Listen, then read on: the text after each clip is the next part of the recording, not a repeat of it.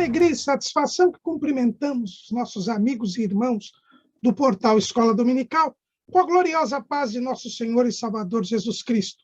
Estamos dando início a mais uma pré-aula, esta ferramenta que o portal Escola Dominical disponibiliza no início da semana, para que os irmãos possam melhor preparar a sua aula da Escola Bíblica Dominical. Leiam a revista das lições bíblicas, assistam a esta pré-aula, leiam os textos de apoio que nós disponibilizamos no site do portal Escola Dominical. São 6 textos desta lição. Lembrando que o portal Escola Dominical tem subsídios de todas as faixas etárias da Casa Publicadora das Assembleias de Deus e até de outros currículos da Escola Bíblica Dominical. Leiam também, vejam o nosso texto, que temos os slides que são o roteiro da aula que nós estamos aqui apresentando. Nós não repetimos o texto da revista. O propósito do portal Escola Dominical é trazer subsídios complementares aos amados irmãos. Durante a semana, são publicados breves comentários em áudio das leituras diárias dos textos sugeridos na revista das lições bíblicas. O irmão terá um instante de momento devocional e também angariará informações a respeito da lição da Escola Bíblica Dominical. Se tiver alguma dúvida, poste a sua pergunta na sala dos professores do portal Escola Dominical, portalebd.org.br. Nós não respondemos questões colocadas nos comentários das redes sociais. E, no sábado à noite, às 19 horas, horário de Brasília, o irmão é nosso convidado para assistir à transmissão ao vivo do estudo preparatório dos professores e amigos da Escola Bíblica Dominical, da Igreja Evangélica Assembleia de Deus, Ministério do Belém, na sede aqui em São Paulo. Se o irmão estiver aqui em São Paulo, o irmão é nosso convidado. A reunião é aberta a todos os que amam a palavra de Deus. A reunião se dá no Templo Antigo, na Rua Conselheiro Cotegipe, 273, no bairro do Belenzinho. Mas a Escola Bíblica Dominical somente se realiza quando o povo do Senhor, no dia do Senhor, vai à casa do Senhor para estudar a palavra do Senhor. Neste segundo trimestre de 2022, nós estamos estudando o tema Os Valores do Reino de Deus, a relevância do Sermão do Monte para a Igreja de Cristo. Estamos estudando o Sermão da Montanha, que ocupa os capítulos 5, 6 e 7 do Evangelho segundo Mateus. E hoje nós estaremos estudando a lição de número 9, que tem como título Orando e Jejuando como Jesus ensinou. Nós já estamos no segundo bloco do trimestre, onde nós estamos estudando a segunda parte do Sermão do Monte, ou a terceira parte do Sermão do Monte, que fala sobre a vida relacional do discípulo de Jesus. O Sermão do Monte se iniciou com o Sermão das Bem-aventuranças, onde Jesus fala sobre o caráter do discípulo de Cristo. Depois, Jesus faz uma comparação entre a lei do reino de Deus e a lei de Moisés. E a terceira parte do sermão, que ocupa o capítulo 6 de Mateus, nos fala sobre a vida relacional do discípulo de Jesus. E nós começamos esta parte do sermão na lição passada, quando nós vimos que nós temos de ser verdadeiros, não sermos hipócritas, termos a verdadeira religião. E Jesus nos ensina a dar esmola. Agora Jesus vai continuar falando sobre a religião, mas agora mais propriamente do nosso relacionamento com Deus. O discípulo de Jesus está em comunhão com Deus, tem paz com Deus, por nosso Senhor Jesus Cristo, porque foi justificado pela fé. O pecado não mais faz separação entre o discípulo de Jesus e o Pai. Ele agora é filho de Deus por adoção. Está em comunhão com Deus. Mas para nós estarmos em comunhão com alguém, é preciso que nós nos comuniquemos com esta pessoa. É preciso que haja comunicação para que haja comunhão. Comunhão é o estado de ser comum. É o estado de ser um. É o propósito da obra de Jesus. Lá em João 17, versículo 21, Jesus diz: para que todos sejam um, como tu, ó Pai, tu és em mim e eu em ti, que também eles sejam um em nós, para que o mundo creia que tu me enviaste. Então, o discípulo de Jesus é um com Jesus, é um com o Pai, é um com o Espírito Santo. Esta unidade, esta comunhão se formou porque os pecados foram removidos, foram perdoados. E agora nós somos justificados, tornados justos. Fomos santificados, tornados santos. E estamos em unidade com Deus. Mas para que haja comunhão, é preciso que haja comunicação. A primeira comunicação foi a comunicação de Deus para com o homem, através do Evangelho. O Evangelho, o poder de Deus para a salvação de todo aquele que crê. Jesus disse: ide, pregai o Evangelho a toda criatura. Quem crer e for batizado será salvo. Quem não crer será condenado. A comunicação se dá pela pregação do Evangelho. É o que nos ensina o apóstolo Paulo lá na epístola aos Efésios. Efésios, capítulo 1, versículo 13. Em quem, em Jesus, também vós estáis, depois que ouvistes a palavra da verdade, o evangelho da vossa salvação, e tendo nele também crido, fostes selados com o Espírito Santo da promessa. Quando cremos no evangelho que é pregado, houve a comunicação da palavra da verdade. Nós cremos, nossos pecados são perdoados, removidos pelo sangue de Cristo, e agora nós entramos em comunhão. Então, a comunicação primeira é a palavra de Deus. É por isso que Jesus, falando com Nicodemos, ele diz o seguinte, João, capítulo 3, Evangelho segundo escreveu João, capítulo 3, versículo 5. Jesus respondeu: na verdade te digo que aquele que não nascer da água e do Espírito não pode entrar no reino de Deus. Nós nascemos da água, da palavra, ouvimos a palavra, cremos na palavra, pela palavra nós ouvimos, a fé vem pelo ouvir, o ouvir pela palavra de Deus, nós cremos e somos perdoados, regenerados, perdoados, regenerados, justificados, santificados e adotados como filhos de Deus. Este combo da salvação. Mas aí nós temos que nos manter em comunhão. E para nos mantermos em comunhão, nós precisamos continuar a ouvir a palavra de Deus, a aprender a palavra de Deus. O próprio Jesus, na mesma oração sacerdotal que fala da comunhão, ele fala desta necessidade da santificação.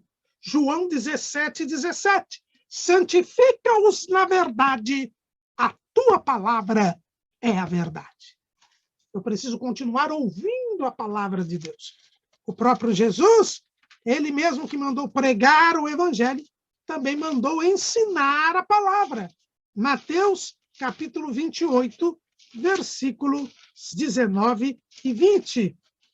Portanto, ide, ensinai todas as nações, batizando-as em nome do Pai, do Filho e do Espírito Santo, e ensinando-as a guardar todas as coisas que eu vos tenho mandado.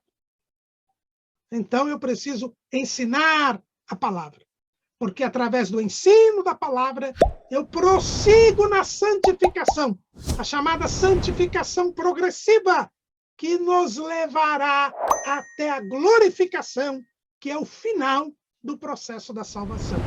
Então, uma vez em comunhão, eu tenho que continuar na comunicação da palavra, através do ensino da palavra. Esse prosseguimento da comunicação da palavra. Mas não é apenas uma comunicação unilateral. Veja que a palavra é pregada, o crente ouve e crê. Agora que está em comunhão, ele deve dialogar com Deus, ele pode dialogar com Deus. Veja que no estado de pecado, ele não podia dialogar com Deus. Olha o que diz o profeta Isaías, lá em Isaías 59:2. Mas as vossas iniquidades fazem divisão entre vós e o vosso Deus, e os vossos pecados encobrem o seu rosto de vós, para que vos não ouça. O pecado não nos deixa falar com Deus. Mas agora, o discípulo de Jesus, ele teve tirado o pecado. Então, ele pode falar com Deus. E este falar com Deus é a oração. E é este o ponto que Jesus agora vai tratar na vida relacional do discípulo de Jesus. O discípulo de Jesus tem de orar. Ele tem de orar. Ele tem de se relacionar com Deus. Mas como deve ser esta oração? E então Jesus parte para o outro lado, é o lado da oração. Porque as religiões também falam sobre a oração. As religiões, elas também falam da necessidade que o homem tem de falar com Deus. E Jesus vai dizer como deve ser a oração para o discípulo de Jesus. A oração é um dos 6 pilares da religião que mais cresce no mundo, que é o islamismo. Os muçulmanos oram 5 vezes ao dia. Os judeus, eles oram 3 vezes ao dia. Lembrem-se de Daniel. Daniel orava 3 vezes ao dia. E ele não orava 3 vezes ao dia, porque isso era da cabeça dele. Não. Ele tinha sido ensinado com base no Salmo 55.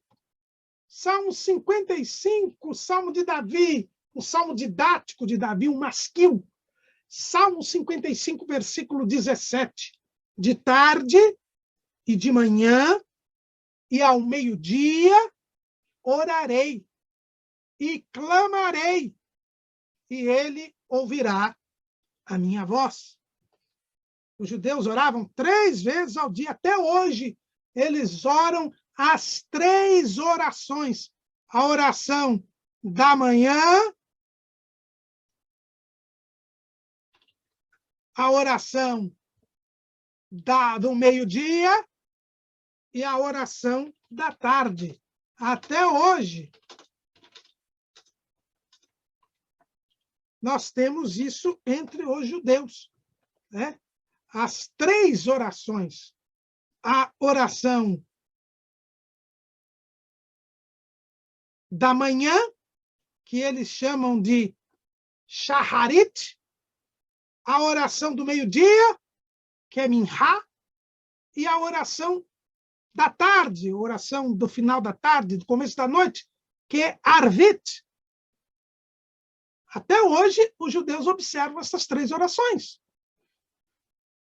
Há sempre orações em todas as religiões. Mas Jesus vai mostrar qual é a oração do discípulo de Jesus. Como o discípulo de Jesus deve orar. E como é que o discípulo de Jesus deve orar? Em primeiro lugar, ele tem de orar.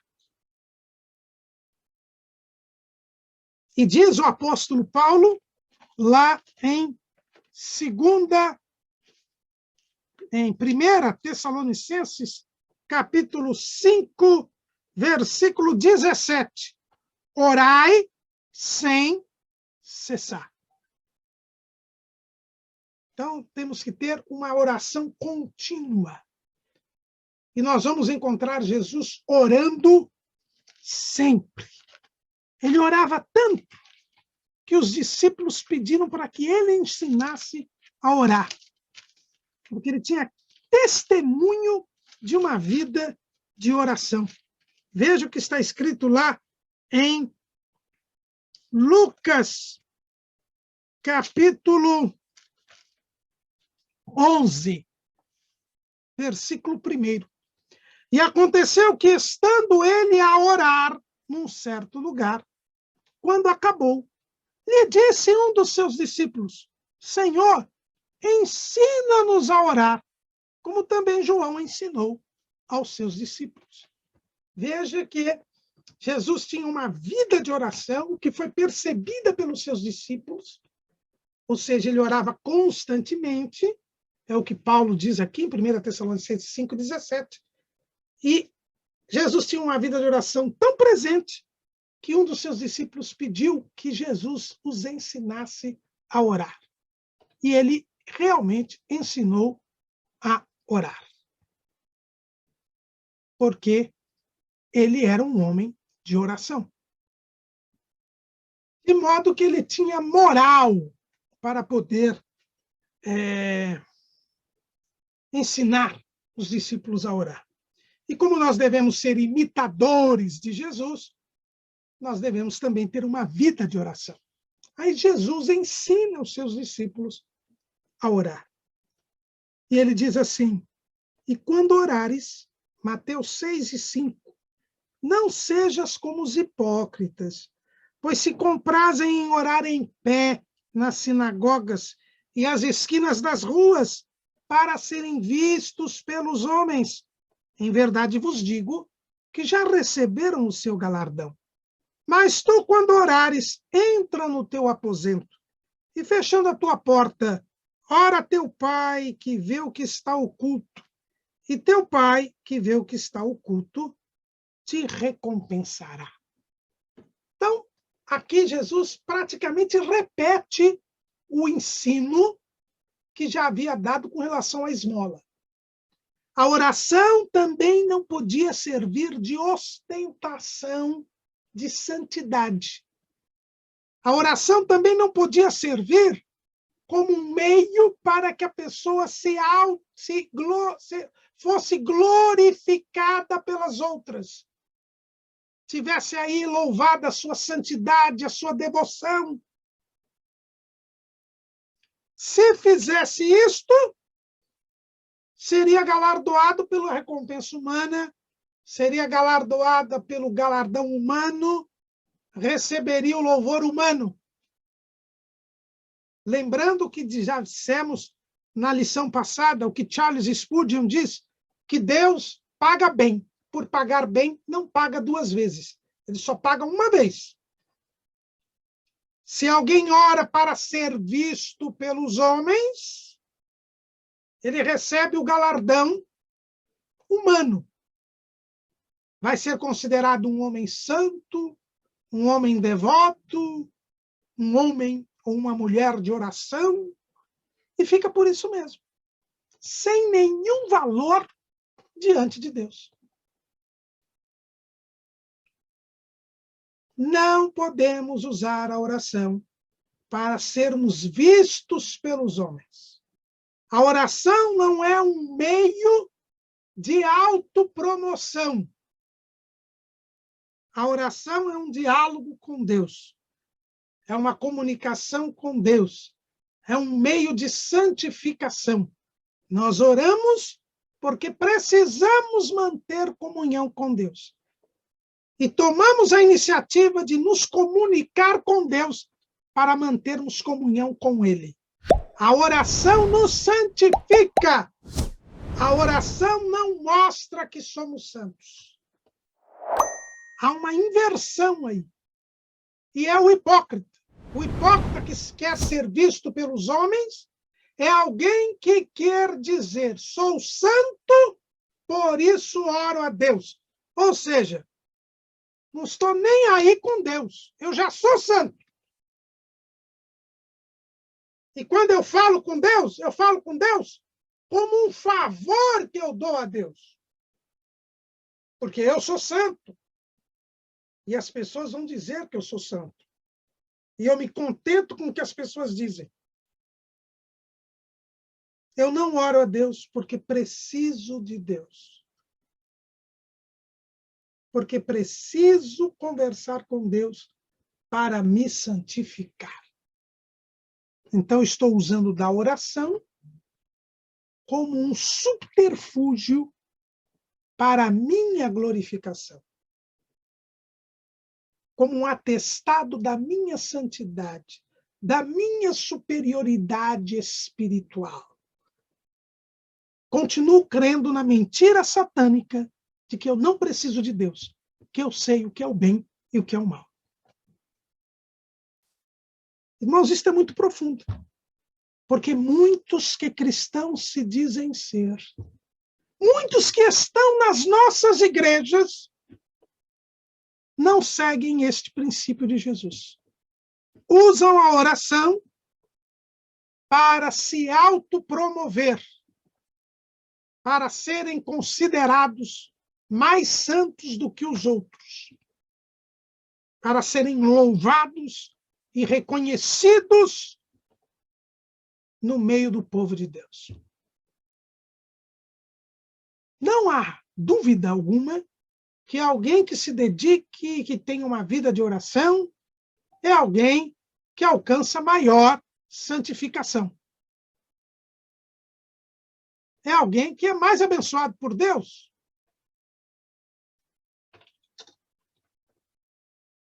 Por isso, não é errado dizer que um homem e uma mulher de Deus têm uma vida de oração. Mas é errado usar a oração como um meio de autopromoção. Tomemos muito cuidado. Jesus, quando fala disto, depois ele vai contar uma parábola sobre este assunto, lá na parábola do fariseu e do publicano. E ele contou esta parábola, diz Lucas, a respeito daqueles que confiavam em si mesmos, crendo que eram justos, e por isso desprezavam os outros. Veja que quem usa a oração como autopromoção, diz a palavra de Deus, ele é autoconfiante, ou seja, ele confia em si mesmo e, portanto, não confia em Deus. Ele crê que é justo e, portanto, não assume sua condição de pecador e ele despreza os outros e, portanto, não ama o próximo. É uma pessoa ímpia. É uma pessoa pecadora. É melhor ímpia, como dizia o saudoso pastor Walter Marques de Mello, né, quando ele falava daquela passagem de Pedro, né, lá em 1 de Pedro 4:18. E se o justo apenas se salva, onde aparecerá o ímpio e o pecador? E ele dizia, o pecador é aquele que nunca creu, aquele que nunca teve conhecimento de Deus. Mas o ímpio é aquele que já creu uma vez, que já ouviu, e que agora se apostata da fé, e que agora distorce aquilo que aprendeu, aquilo que ouviu, aquilo que creu. E este hipócrita aqui é mais precisamente aquele que conhece a palavra, mas que a distorce. porque confia em si mesmo, crê que é justo e despreza os outros. E Jesus, na parábola, ele diz assim, 2 homens, Lucas 18, 9 a 14. 2 homens subiram ao templo a orar, um fariseu e o outro publicano. O fariseu, estando em pé, orava consigo desta maneira: ó Deus, graça te dou, porque não sou como os demais homens, roubadores, injustos e adúlteros, nem ainda como este publicano. Jejuo 2 vezes na semana e dou os dízimos de tudo quanto possuo. Ele confiava em si mesmo, cria que era justo e desprezava os outros. Estava em pé na sinagoga. O texto diz que ele não orava em voz alta, mas se destacava entre os demais, falava consigo mesmo, até para dar uma ideia de contrição, de intimidade. Recebeu o louvor dos que estavam ali em volta, porque ele queria que as pessoas em volta o achassem o grande crente. E o que Jesus diz? Que ele desceu para a sua casa sem ser justificado. Não recebeu o perdão dos pecados. Não teve nenhum reconhecimento. Deus nem o ouviu. Porque ele não pediu perdão dos seus pecados. Porque ele apenas confiou em si mesmo, desprezou os outros e creu que era justo. É destes que Jesus está falando. Daqueles que oram para demonstrar santidade, para demonstrar devoção. E este é o problema daquele que ora 5 vezes ao dia, daquele que ora 3 vezes ao dia, crendo que por fazer este ritual, ele demonstra a sua santidade, em vez de buscar a santificação na oração. Este já recebeu seu galardão, que é o reconhecimento do povo, o reconhecimento das pessoas, o louvor das pessoas, que nada representa diante de Deus. Veja que na parábola do fariseu e publicano, o fariseu não foi justificado. E quem não é justificado, quem não tem seus pecados perdoados, quem não entra em comunhão com Deus, está eternamente perdido, é condenado diante de Deus. Para que serviu a oração? Para nada, somente para condená-lo. É isso que Jesus ensina. Primeira coisa, não use a oração como um modo, como uma forma de autopromoção. É bom aqui nós enfatizarmos que o fato dele estar em pé, embora Jesus aqui queira demonstrar que em pé havia essa condição de ele tentar se mostrar aos outros, não devemos nos esquecer que a posição em pé era uma posição normal de oração para os judeus naquele tempo. Então, o fato de estar em pé não quer dizer que você não pode orar em pé. Há um segmento religioso que só ora de joelhos, a congregação cristã no Brasil, e quer se basear nesse texto, dizendo que o fariseu orava em pé e que Jesus não aprova a oração em pé. Mas Jesus não está preocupado com a posição física, e sim com a posição espiritual. Tanto é verdade que na parábola do fariseu e publicano, o publicano também orou em pé. Veja, capítulo 18, versículo 13 de Lucas. O publicano, porém, estando em pé, de longe, nem ainda queria levantar os olhos ao céu. Veja que o fariseu ficou ali, pelo que a gente entende, perto ali, para ser visto por todos. Ele estava em pé, mas queria ser visto pelos homens. o publicano também estava em pé, mas ele não queria ser visto pelos homens. Ele desceu justificado. Então, é prova de que a posição física não quer dizer muito. E era costume, naquele tempo, orar em pé. Então, não nos fixemos na posição física. O importante é a posição espiritual. Você confia em si mesmo ou confia em Deus? Você crê que é justo ou reconhece que é justificado e precisa da justiça de Deus?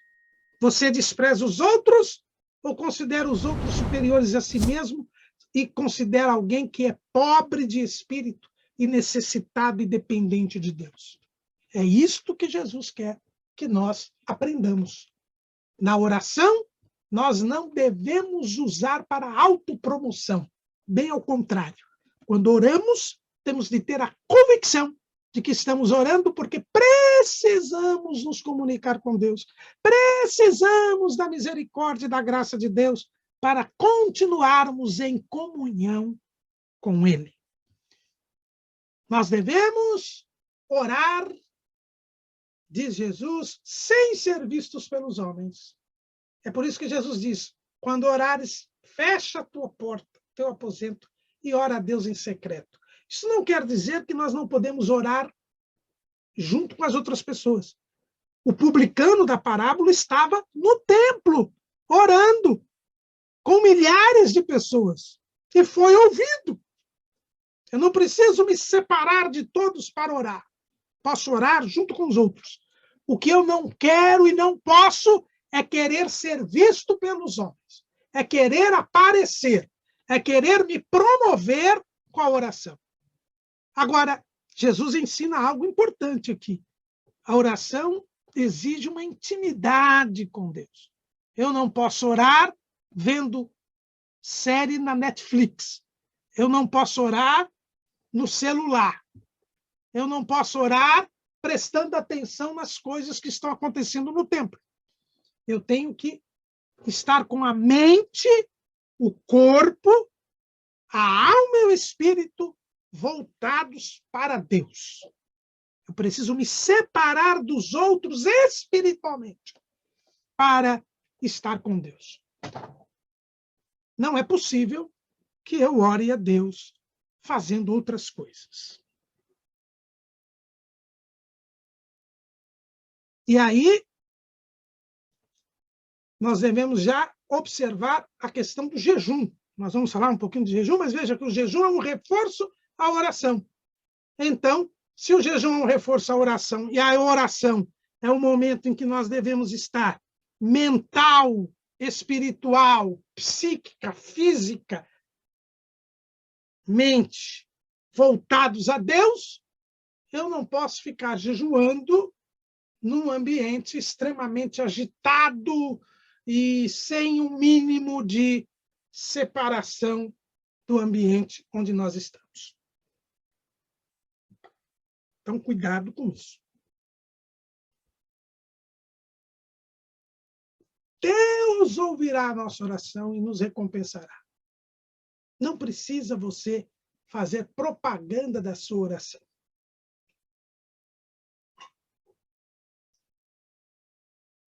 É verdade que, quando alguém lhe pede oração, você deve depois perguntar à pessoa como está a situação, mas isso privadamente. Ela te pediu oração privadamente, ou foi pedida a oração publicamente na igreja, e você depois particularmente pergunta como está, se está, para você continuar orando, ou já não precisa mais orar. Eu costumo dizer que eu tenho uma listinha, e aí quando eu pergunto para a pessoa, e Deus deu a bênção, já encerrou aquele problema, aquela dificuldade, aquela necessidade, eu digo, olha, então, minha listinha diminuiu, eu costumo dizer. Então, é preciso que nós também nos comuniquemos entre nós. A Bíblia diz que nós devemos comunicar as nossas necessidades aos santos, né? E então nós devemos nos comunicar uns aos outros e perguntar, e a pessoa vai ficar sabendo que você está orando, mas não é para você se promover com isso. e Deus vai recompensar a você. Esse é o primeiro ensino que Jesus dá com relação à oração, né? Não usar a oração como autopromoção, nem a oração para ser visto pelos homens. Mas Jesus continua o seu ensino sobre a oração. E orando, não useis de vãs repetições como gentios, que pensam que por muito falarem, serão ouvidos. Não vos assemelheis, pois, a eles, porque vosso Pai sabe o que vos é necessário, antes de vós lhe pedirdes. Aqui é a diferença entre oração e reza. Os gentios oravam. Veja aqui que aqui está a prova de que os gentios oravam. Todas as religiões, como eu disse para os irmãos, preparam as orações. Tem orações. Agora, todas as religiões normalmente têm orações preparadas. Orações feitas, produzidas por alguém. E essas orações são repetidas. E as pessoas acham que, pelo muito falar, serão ouvidas. São pessoas que acreditam que há poder nas palavras, e nós ouvimos isso continuadamente em nossos púlpitos. Isso vem da teologia da confissão positiva. E se você for ver a origem dessa teologia da confissão positiva, está num pastor chamado Cannon, do século XIX, final do século XIX, começo do século XX, que, por sua vez, foi influenciado pelo pensamento da ciência cristã, da Mary Eddy, que, por sua vez, era influenciada pelos pensamentos positivos, que, por sua vez, tem sua influência no hinduísmo. Lá na Nova Era, a teosofia que surgiu mais ou menos nessa época, com a Helena Blavatsky,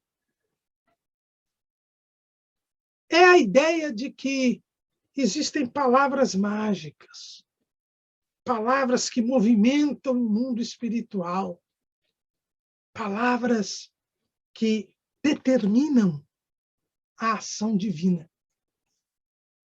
Não é à toa que esse pessoal da teologia da confissão positiva fala de você determinar, decretar. Da ideia do rema. Irmãos, isso não existe. Jesus está dizendo aqui, não pensa que vãs repetições farão com que você obtenha uma bênção de Deus, você movimente a ação de Deus, que as palavras tenham o poder de acionar a mão de Deus. São os mantras, o Hare Krishna, Hare, Hare, Hare. Não existem palavras mágicas, não existem textos que abalem os céus e façam Deus a estender a sua mão e atender aos nossos pedidos. Não adianta rezar 250 Pai Nosso e 300 Ave Maria para obter o perdão dos pecados ou para remover as consequências dos seus atos. Não é pelas vãs repetições, não é pela reza que nós vamos obter qualquer efeito espiritual. A oração deve partir do nosso coração. Somos nós falando com Deus. E aqui é importante ver que Jesus diz que Deus já sabe o que nós vamos pedir e o que nós precisamos. E com base nisso, existem algumas pessoas que dizem, então eu não preciso orar. Porque se Deus já sabe que eu preciso, eu não preciso pedir. Como se a oração fosse única e exclusivamente para eu pedir algo a Deus. Não, a oração é para eu estar em comunhão com Deus. É uma comunicação que me leva em comunhão com Deus e que me santifica. Deus sabe o que eu preciso E quando eu peço, eu revelo que confio nele. É por isso que Jesus nega valor à oração como autopromoção. Porque a oração como autopromoção é alguém que confia em si mesmo. Quando nós oramos, nós provamos a nossa confiança em Deus. E por isso mesmo, por confiarmos em Deus, nós não temos palavras prontas, feitas por homens, quando não por demônios, para forçar Deus a alguma coisa. Quem faz vã repetição, quem faz reza, é porque crê que palavras criadas pelos homens são capazes de movimentar a Deus, como se Deus estivesse a serviço dos homens. Não. Quando eu oro, eu confio em Deus. Eu demonstro a minha dependência de Deus, a minha necessidade de Deus, porque eu creio que não sou justo. Eu fui justificado, mas justo não sou. E eu não desprezo os outros. Reconheço a minha pequenez. É por isso que eu oro. Eu não oro para movimentar sobrenaturalmente Deus a meu favor. Eu oro porque eu preciso do favor de Deus. E reconheço que já tenho este favor de Deus. É esta outra lição que Jesus nos ensina. E por isso, Jesus nos traz um modelo de oração. Jesus nos ensina a orar. Ele não nos ensinou a decorar. Ele nos ensinou a orar. Ele traz um modelo da oração. Ou seja, ele mostra o que deve ter uma oração. Se a oração não é para autopromoção, se a oração não é feita de vãs repetições, com textos previamente preparados por homens, então, quando nós orarmos, o que deve ter a nossa oração? Qual deve ser o conteúdo da nossa oração? E é esse o sentido do Pai Nosso. O Pai Nosso não é mais uma reza. Quando a gente transforma o Pai Nosso numa reza, nós estamos negando o próprio ensino de Jesus, que diz que a oração não pode ser uma vã repetição. Se eu simplesmente repito o Pai Nosso, eu estou fazendo uma vã repetição, que Jesus disse que não é oração. Vejam como distorceram e fizeram o contrário. Jesus nos traz um modelo de oração. Portanto, vós orareis assim, quer dizer, desta maneira. Não repetirão estas palavras. Vocês vão orar desta maneira. Esta é a oração modelo, a oração do Senhor. Nós vemos Jesus fazendo orações na Bíblia que não eram essa. Para mostrar que não é para repetir esta oração. É um modelo. O que deve ter uma oração?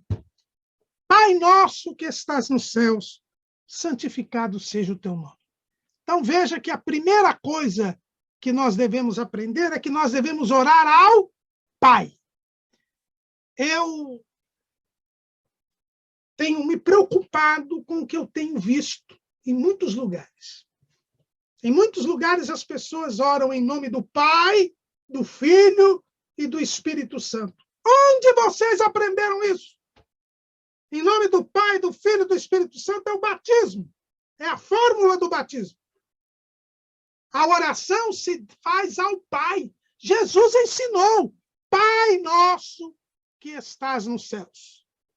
Nós oramos ao Pai em nome de Jesus. Porque o próprio Jesus disse: se pedirdes alguma coisa em meu nome, eu o farei. João 14 e 14. E o João 14, 13 também diz: e tudo quanto pedirdes em meu nome, eu o farei, para que o Pai seja glorificado no Filho. Então, Jesus foi bem claro, nós temos que orar ao Pai em nome de Jesus. Meus irmãos, parem de fazer isso. de orar em nome do Pai, do Filho e do Espírito Santo. Não foi assim que Jesus ensinou. Jesus mandou orar ao Pai. Então, nós oramos ao Pai. Pai nosso, que estás nos céus. Outra coisa, ele é meu Pai, mas nós oramos ao Pai nosso. Pai nosso, porque nós vivemos numa igreja.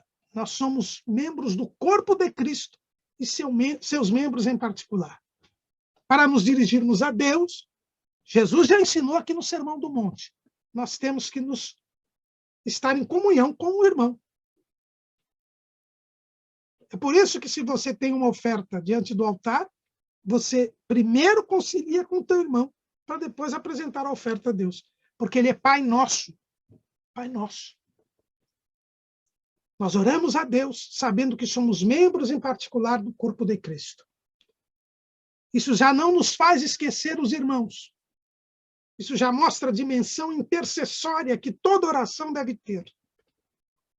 Isto mostra o amor que nós devemos ter. E quando nós nos dirigimos a Deus como Pai, nós nos lembramos que somos filhos de Deus. Ele nos deu o poder de sermos feitos filhos de Deus, porque cremos no seu nome. A oração exige de nós fé, porque Deus só ouve os seus filhos. É um privilégio que nós temos, de podermos entrar na presença de Deus, como nosso Pai. Como nosso Pai. Ele é o nosso Pai. Por isso nós podemos confiar nele. Nós cremos nele e podemos confiar nele. Pai nosso. Quando oramos, nós estamos nos dirigindo ao Pai, porque somos filhos de Deus e por isso temos que crer, confiar nele e sermos gratos a ele pelo perdão dos nossos pecados, porque nós cremos nele. Que estás nos céus, santificado seja o teu nome.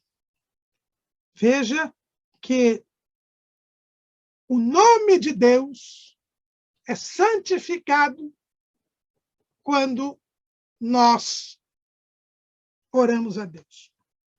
Quando nós falamos em santificação do nome de Deus, isso é um conceito judaico que muitos não têm noção. A santificação do nome de Deus é resistir até a morte por Deus. A santificação do nome de Deus é um martírio para o judeu. Quando nós dizemos santificado seja o teu nome, nós estamos mostrando a nossa fé em Deus e estamos pedindo a Deus que nos dê forças para sermos fiéis até a morte. Nós, na nossa oração, nós temos que demonstrar a nossa fé e nós temos que confiar em Deus e pedir a Deus que esta fé nos seja perseverante até o fim. Venha o teu reino, seja feita a tua vontade. É interessante ver que o texto diz, venha o teu reino. Muita gente diz, venha a nós o teu reino. Não, não tem nada de venha a nós. Até minha saudosa mãe costumava dizer aquela frase popular, venha a nós e vosso reino nada. Venha o teu reino, ou seja, nós devemos pedir a Deus que ele domine sobre nós, que nós sejamos seus servos, que façamos a sua vontade. Esse é o pedido que nós devemos ter. Pedir a Deus que ele faça a vontade dele.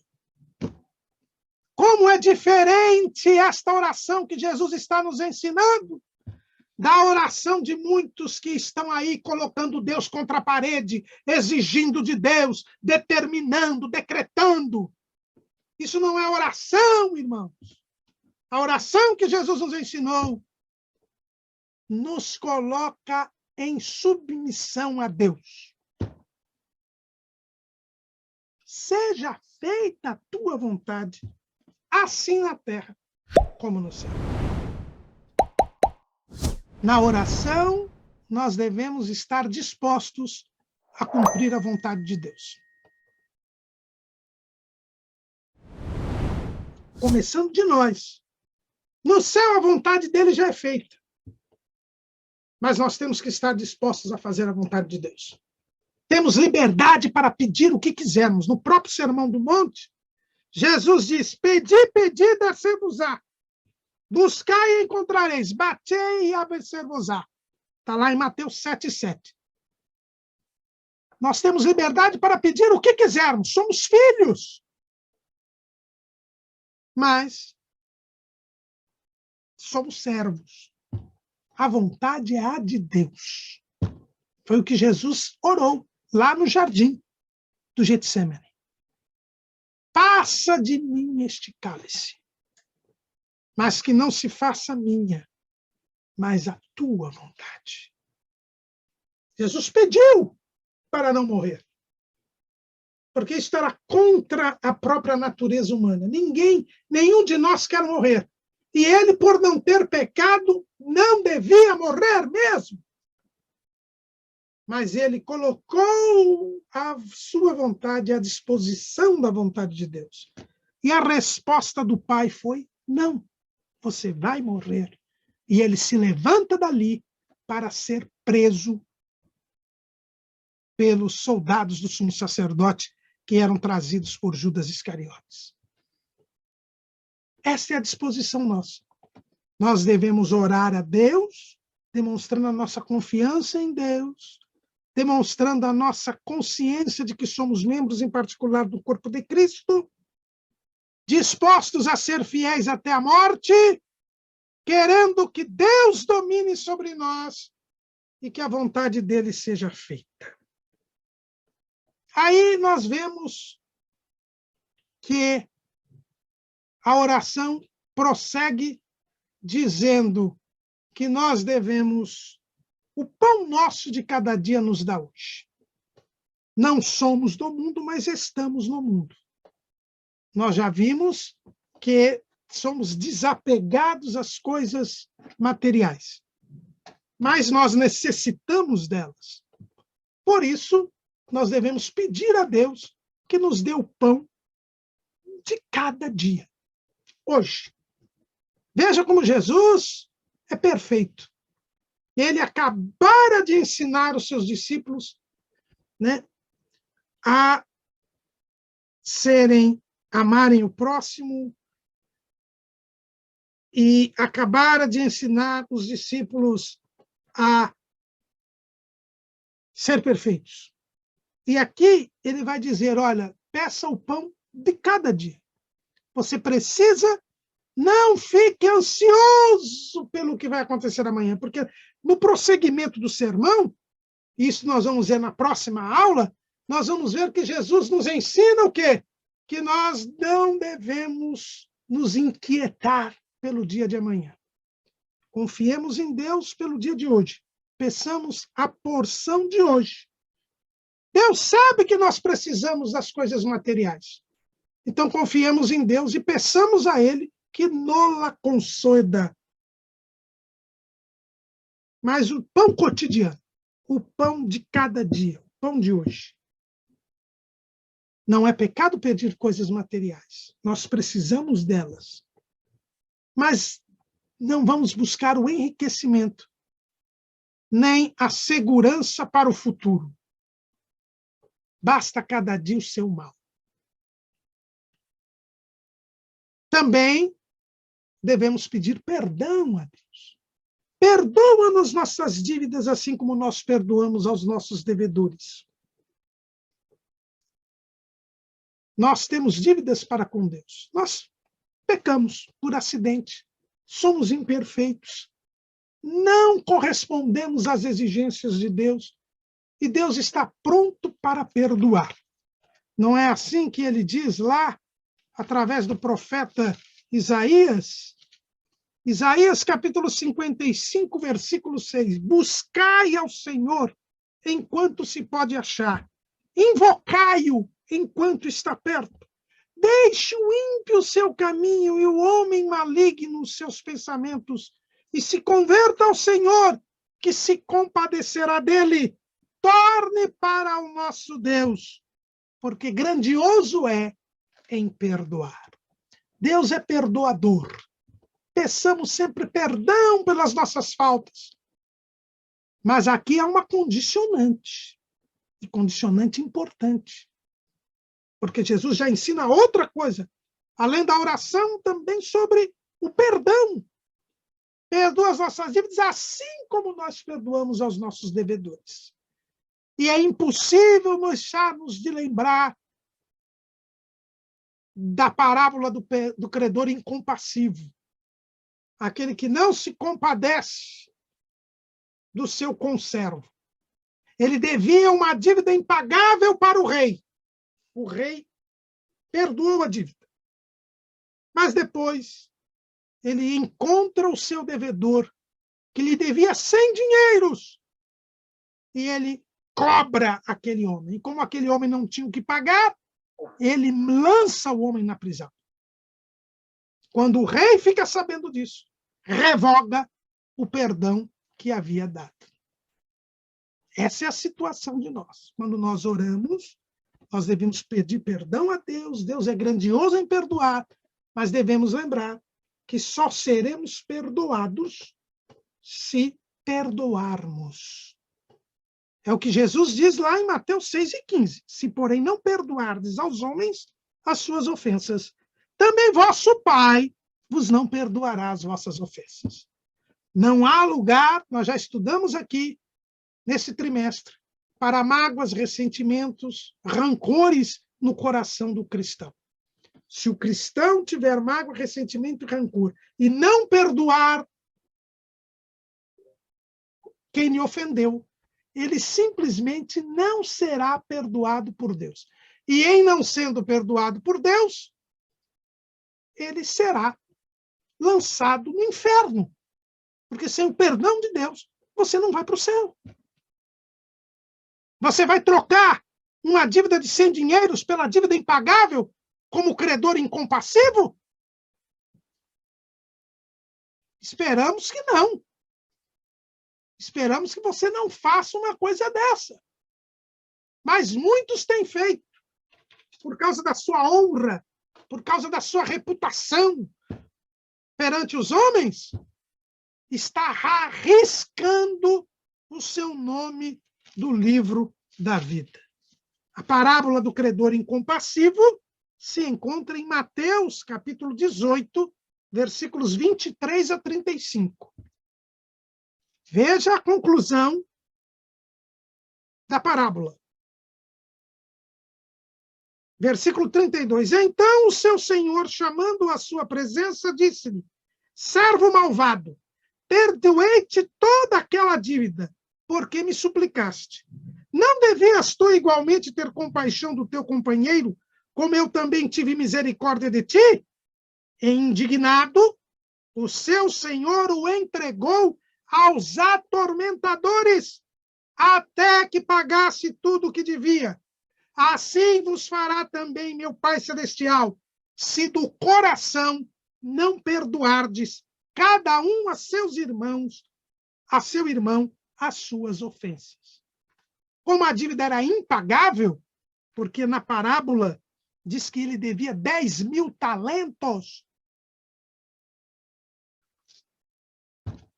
ele foi lançado para os atormentadores para sempre. E ser lançado aos atormentadores é o tormento eterno. O que é o tormento eterno, irmãos? É o inferno, é o lago de fogo e enxofre. Se nós não perdoarmos os outros, não teremos o perdão de Deus. A oração deve ser feita para que nós peçamos perdão a Deus. Mas só receberemos o perdão de Deus se perdoarmos o próximo. O que também devemos ter na nossa oração, e não nos induzas à tentação, mas livra-nos do mal. nós devemos orar para pedir a Deus livramento do mal, para que Ele não nos deixe cair em tentação, para que nós vençamos o diabo e os seus anjos, vençamos o mundo e a carne, para que nós nos mantenhamos em santidade. Nós precisamos de Deus para vencermos o maligno, porque o diabo é maior do que nós. Maior é o que está conosco do que o que está no mundo. E nós precisamos orar a Deus, pedindo proteção, pedindo livramento do maligno. Porque teu é o reino e o poder e a glória para sempre. Amém. Então nós devemos reconhecer que Jesus é o Rei, que o Pai é o Rei, é dele o poder, a glória para sempre. Reconhecer a soberania divina, reconhecer que só ele merece a glória, que só dele vem o poder. E quando assim agimos, nós oramos corretamente. Então a nossa oração tem que ter estes componentes.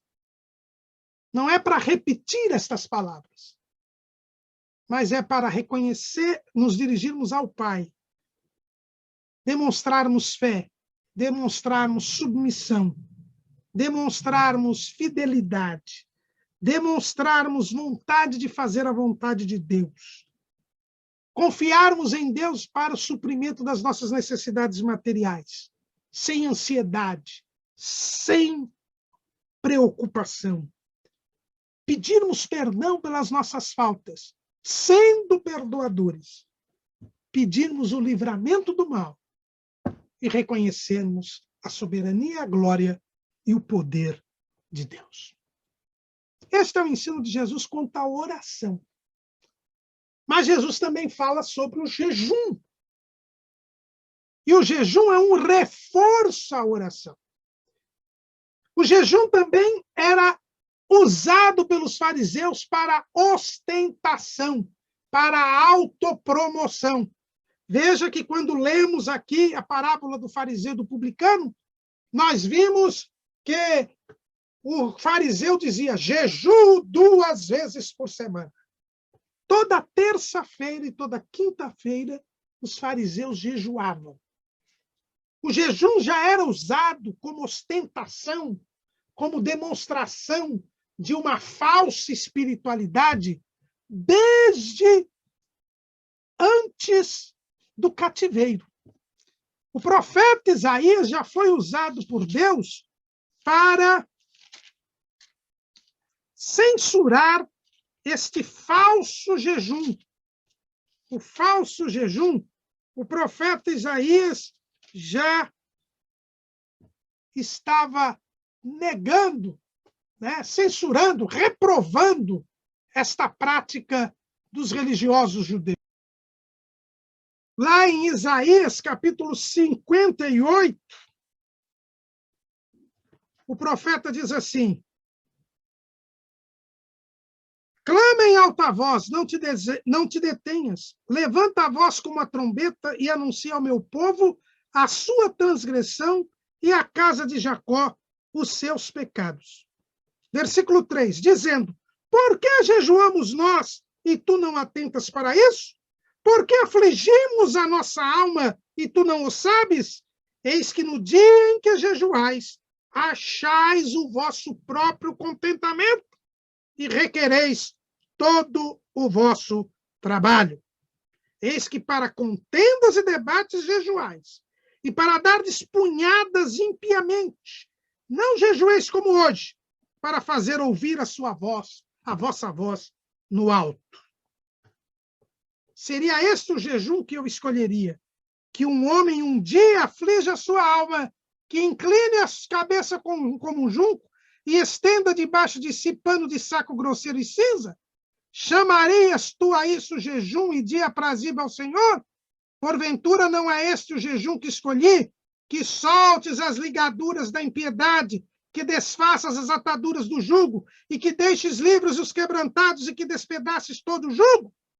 Porventura não é também que repartas o teu pão com o faminto e recolhas em casa os pobres desterrados? e vendo nu o cubras e não te escondes daquele que é da tua carne? Não adianta passar fome e pecar. É isso que Deus está falando aqui com Isaías. O povo já jejuava para demonstrar uma santidade que não tinha.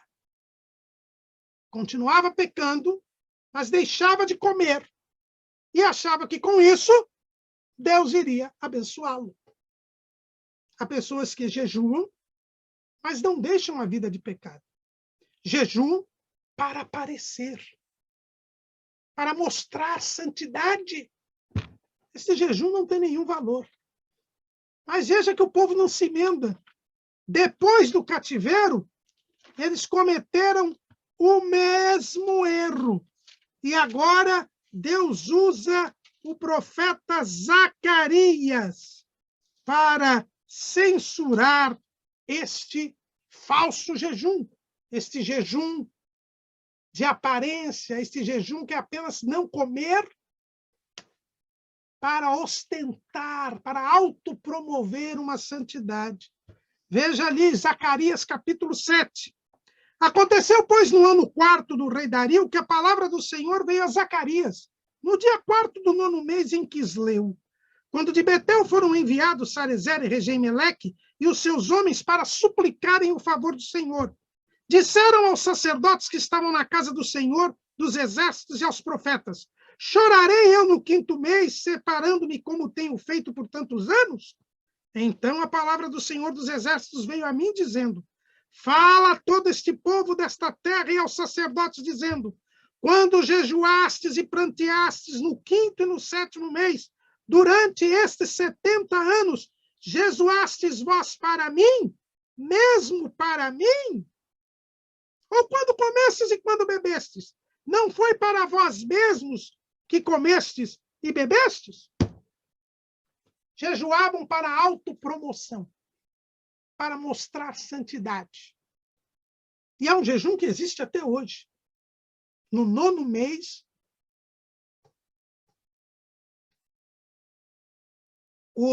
no nono mês, se não me engano, né? Ou no 9º dia do 5º mês, agora me veio aqui uma dúvida, existe um cerimonial que é o dia que caiu o templo de Jerusalém. Tanto o primeiro templo quanto o segundo templo foram destruídos no mesmo dia. No mesmo dia. E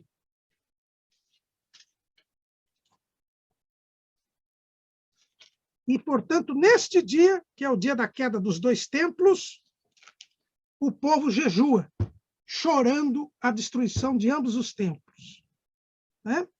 E então,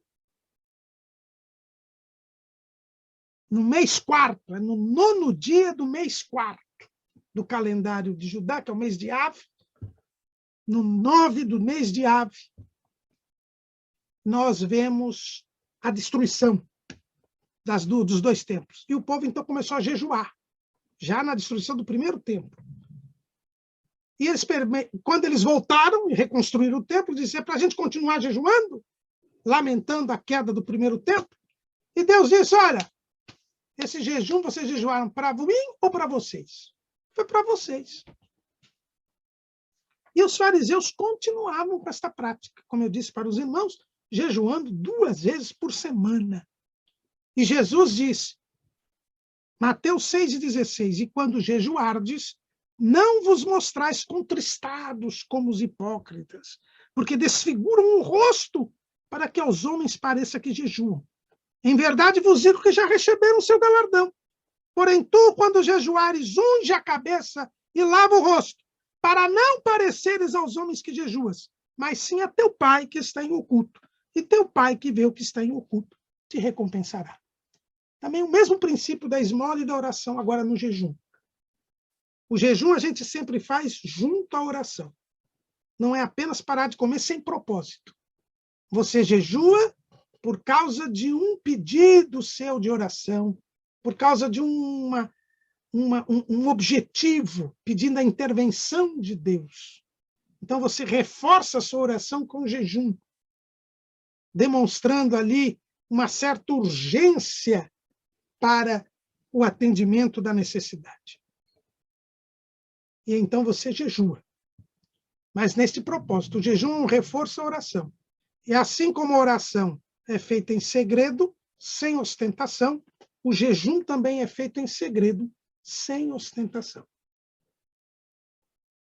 E o jejum também precisa ter esta intimidade, este ambiente próprio, esta separação, que não é só física, se puder ser física, melhor, mas uma separação mental, psíquica, espiritual.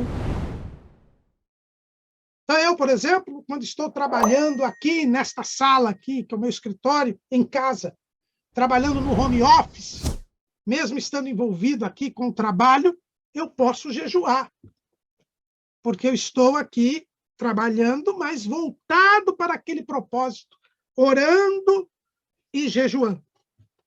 Agora, não dá para eu ficar jejuando num lugar, quando eu estou atendendo numa padaria, por exemplo, no comércio ali, agitado. Nem me lembro, durante o tempo do jejum, daquele propósito que eu estou fazendo. Isso é apenas passar fome. O jejum deve ser feito sem que as pessoas saibam. Quem deve saber do jejum é o seu cônjuge.